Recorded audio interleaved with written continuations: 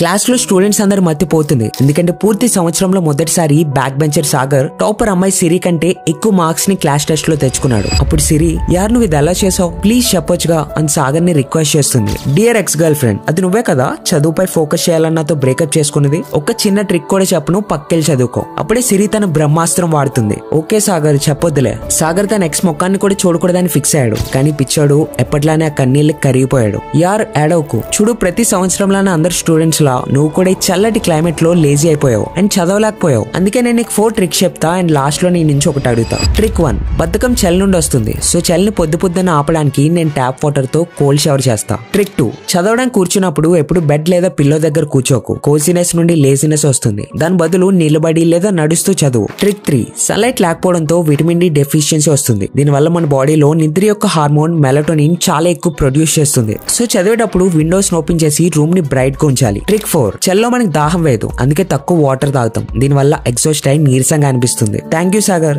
చెప్పు నీకేం కావాలి, తిరిగి వచ్చేయొచ్చుగా సిరి.